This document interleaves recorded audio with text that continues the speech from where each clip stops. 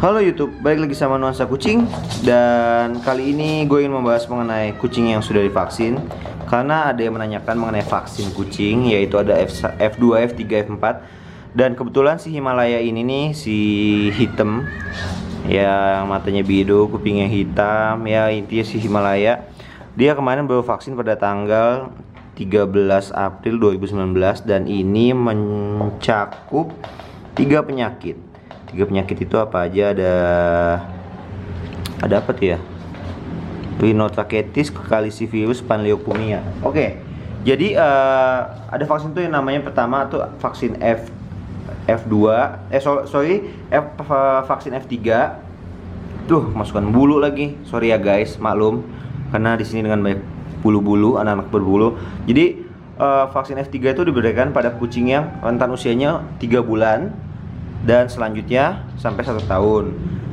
Dan ini penyakitnya yang tadi dikasih itu untuk mencegah penyakit rhinotrachetis. Rhinotrachetis itu sebenarnya secara umum aja ya gue jelaskan, itu adalah gangguan saluran pernafasan.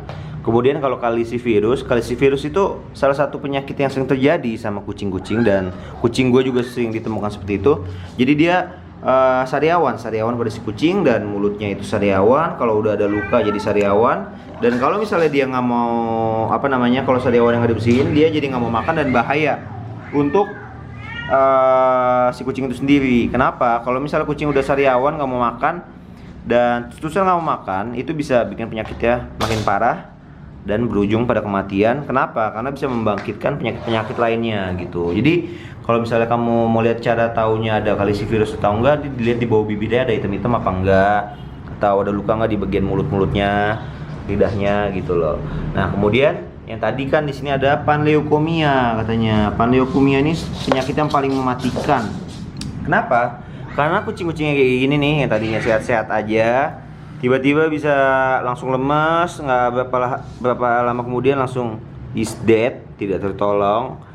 Jadi itu adalah salah satu virus, katanya sih menyerang saraf atau organ-organ vital kayak usus atau apalah itu. Jadi kalian lebih baik bertanya sama dokter. Cuman secara umum aja gue menjelaskannya. Makanya vaksin itu diperlukan sekali. Dan itu adalah vaksin F3. Itu dari usia kucing yang dari 3 bulan sampai 12 bulan. Kemudian nanti dia divaksin lagi nih setelah, kalau gue biasanya ya 4 mingguan deh. 4 minggu atau 3 minggu ya, gue lupa. Kurang lebih ya segitu ya, tergantung kondisi kucingnya. Kalau sehat bisa langsung divaksin lagi 3 mingguan. Namanya tuh vaksin F4. Vaksin F4 itu pencegahan penyakit dengan vaksin pertama tuh sama aja kalau nggak salah. Cuma ditambah chlamydia. Chlamydia ini apa? Jadi kalau chlamydia tuh penyakit yang di mata, entah dia ada jamur atau parasit di bagian matanya, jadi dia belekan terus.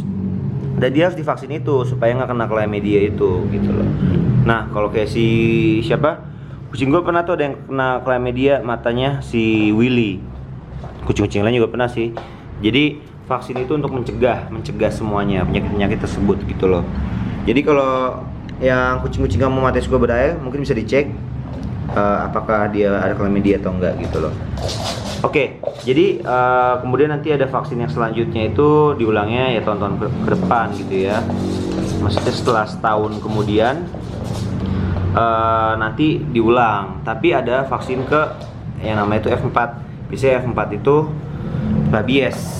Dan vaksin rabies ini apa gunanya? Jadi kalau misalnya kucing kamu boleh nemu atau dapat atau dikasih dan kamu suka ditaruh di dalam rumah, diajak main kayak gini, lebih baik divaksin rabies supaya takutnya kalau misalnya kucingnya ada rabiesnya bisa minimalisir lah risikonya kalau misalnya kamu kena gigit atau kena cakar gitu.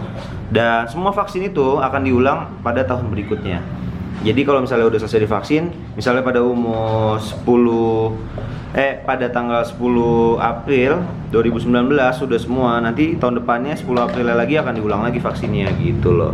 Oke, sekian ya. Gua membahas mengenai vaksin kucing ini hanya secara umum aja karena ada yang pernah bertanya. Dan alangkah baiknya kalau kamu ingin bertanya mengenai vaksin dan berkonsultasi mengenai penyakit-penyakit kucing itu ke dokter aja. Cuman kalau misalnya ada mau tanya tulis aja di komen, kita pasti akan bahas atau menjawab sebisa kita gitu loh. Jadi mohon dimaklumin saja kekurangan dan kelebihannya. Dan jangan lupa subscribe channel Nuansa Kucing. Terima kasih sudah menonton. Sampai jumpa. Dadah.